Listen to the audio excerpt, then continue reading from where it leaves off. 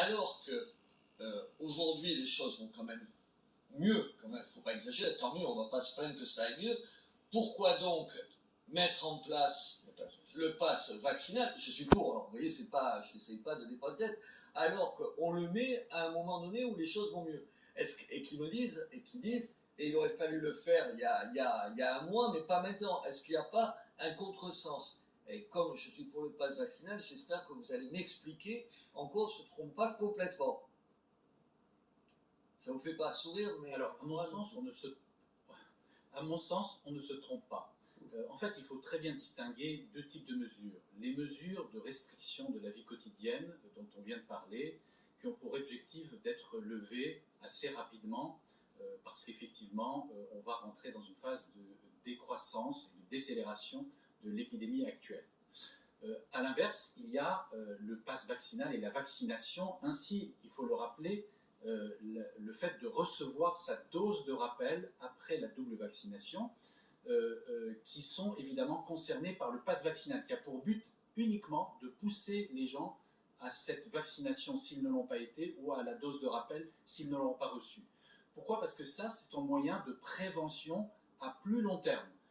C'est vrai que ça ne va peut-être pas concerner la vague actuelle, mais comme tout le monde le sait désormais, le virus ne va pas disparaître, donc probablement d'autres vagues vont arriver, et il vaut mieux avoir un matelas de protection, même s'il a tendance à décroître avec le temps, immunitaire, qui vous protège contre les formes graves de la maladie lorsqu'un nouveau variant pourrait arriver, car à nouveau, si on n'a jamais été vacciné, eh bien, il faut attendre 1 mois et demi à partir de la vaccination pour être protégé.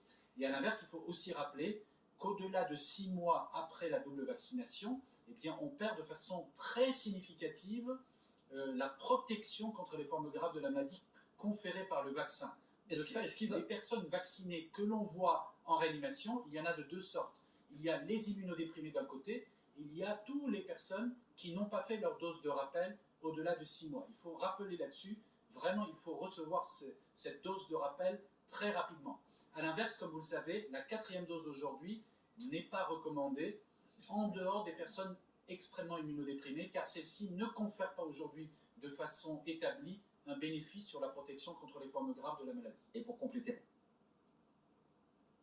la réponse, le Danemark, on a vu les courbes tout à l'heure, le Danemark a 60% d'adultes qui ont leur dose de rappel.